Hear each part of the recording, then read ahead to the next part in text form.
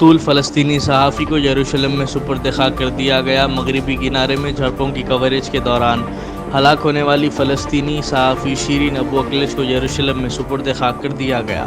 ہزاروں فلسطینیوں نے جمعے کے روز تدفین میں شرکت کی، جس کا آغاز صبح مشرقی یروشلم میں چرچ سروس سے ہوا۔ شمالی کوریا میں نامعلوم بخار کے 17,400 نئے کیسز رپورٹ ہوئے ہیں اور 21 اموات درج ہوئی ہیں۔ شمالی کوریا کی سرکاری خبر رساں ایجنسی KCN نے ہفتے کو اپنی رپورٹ میں یہ اطلاعات دی۔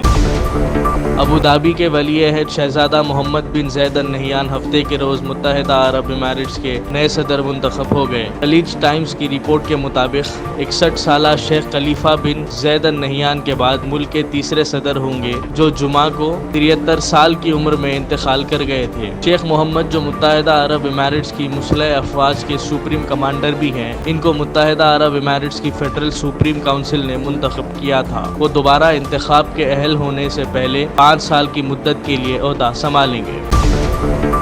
عبادت گاہوں کی حیثیت کو تبدیل نہیں کیا جانا چاہیے، تنازع کا باعث بنے گا۔ سینئر کانگریس لیڈر پی چدمبرم نے ہفتے کو کہا کہ کسی بھی عبادت گاہ کی حیثیت کو تبدیل کرنے کی کوشش نہیں کی جانی چاہیے، کیونکہ اس سے بہت بڑا تنازع پیدا ہوگا۔ انہوں نے مزید کہا کہ اس طرح کے تنازعات سے بچنے کے لیے نرسمہا راؤ حکومت نے عبادت گاہوں کا ایکٹ پاس کیا تھا۔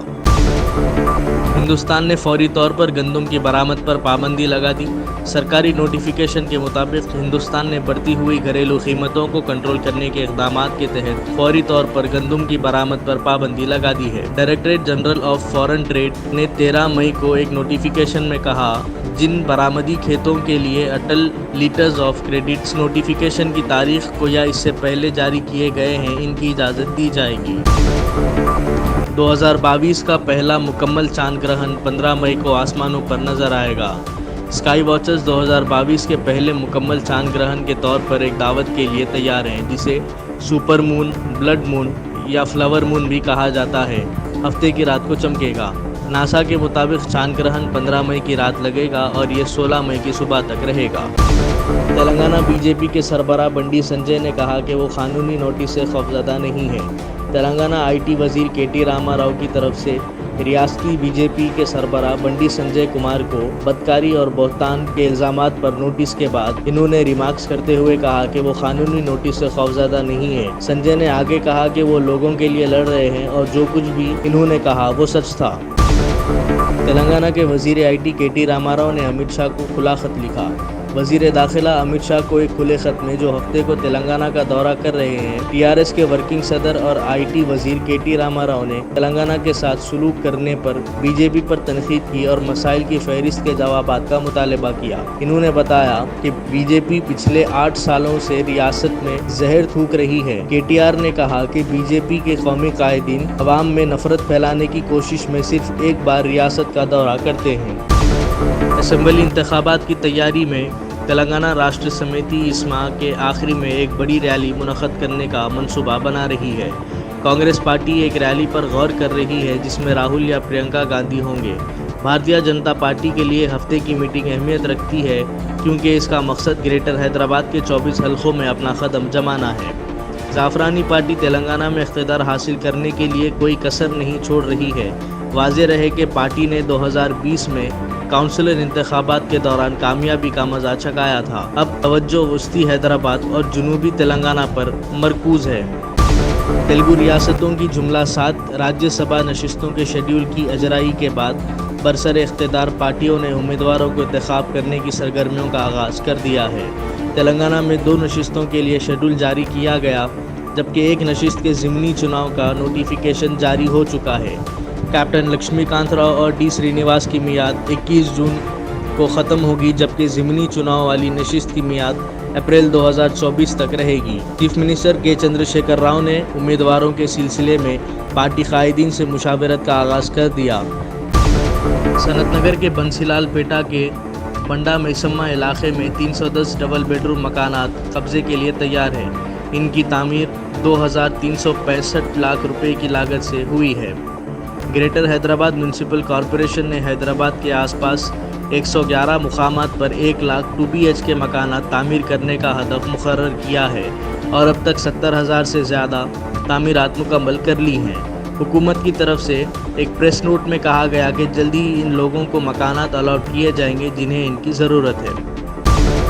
ملک میں گزشتہ 24 گھنٹوں کے دوران ہلاکت خیز کورونا وائرس سے 3,335 مریض شفا یاب ہوئے ہیں، جس کے بعد اس مہلک وائرس کو شکست دینے والوں کی کل تعداد بڑھ کر 4,25,75,815 ہو گئی ہے۔ مرکزی وزارت صحت اور خاندانی بہبود نے ہفتے کو بتایا کہ آج صبح 7 بجے تک 151,15,90,370 کووڈ ویکسینیشنز دی جا چکی ہیں۔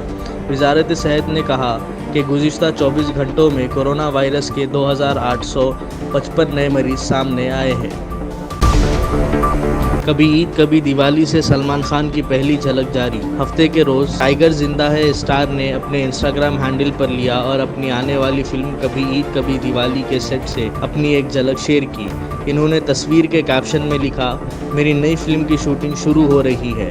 تصویر میں سلمان خان بالکل نئے اوتار میں دیکھے جا سکتے ہیں۔ ان کے بال لمبے ہیں اور چہرے پر کالے گوگلز کے ساتھ کالے لباس میں دیکھا جا سکتا ہے۔ ان کا دستخطی بریسلٹ جزوی طور پر نظر آتا ہے کیونکہ انہوں نے اپنے ایک ہاتھ میں چاندی کا پائپ پکڑا ہوا ہے۔ جنوبی کوریا کی ٹیک کمپنی سیمسنگ مبینہ طور پر چپ سازی کی قیمتوں میں 20% تک کا اضافہ کرنے کا منصوبہ بنا رہی ہے۔ سیمسنگ کے ترجمان نے یون ہب کے ذریعے رابطہ کیا اور کہا کہ وہ اس معاملے پر باضابطہ طور پر کوئی تبصرہ نہیں کرنا چاہتے۔ سیمسنگ دنیا کا سب سے بڑا میموری چپ بنانے والا اور تائیوان کے TSMC کے بعد دوسرا سب سے بڑا چپ کنٹریکٹر ہے۔ ایک 22 سالہ شخص جس کے بارے میں کہا جاتا ہے کہ وہ ذہنی طور پر ٹھیک نہیں ہے، حیدرآباد میں ایک اپارٹمنٹ کی عمارت میں اپنے فلیٹ میں اپنی ماں کی لاش کے ساتھ 3 دن گزارے۔ پولیس کو خاتون کی لاش بوسیدہ حالت میں ملی جب پڑوسیوں نے انہیں فلیٹ سے آنے والی بدبو کے بارے میں آگاہ کیا۔ پولیس نے وجیا کی لاش کو پوسٹ مارٹم کے لیے منتقل کیا اور اس کے بیٹے کو پوچھ تاچھ کے لیے حراست میں لے لیا۔ جمعے کی رات میاپور کے گوکل اپارٹمنٹس میں ایک نابالغ لڑکی کی مشتبہ حالت میں موت ہو گئی۔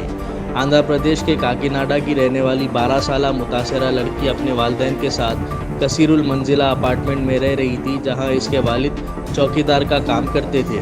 پولیس نے بتایا کہ جمعے کی رات متاثرہ لڑکی عمارت کی چھت پر گئی لیکن واپس نہیں آئی۔ اس کے افراد خاندان جو مشکوک ہو گئے چیک کرنے گئے اور اسے دوپٹے کے ساتھ اوور ہیڈ واٹر ٹینک کے ساتھ لوہے کی سیڑھی سے لٹکا ہوا پایا۔ وہ ابھی تک سانس لے رہی تھی لیکن بے ہوشی کی حالت میں اسے فوری طور پر قریبی دواخانہ منتقل کیا گیا جہاں پر وہ جاں بحق نہ ہو سکی۔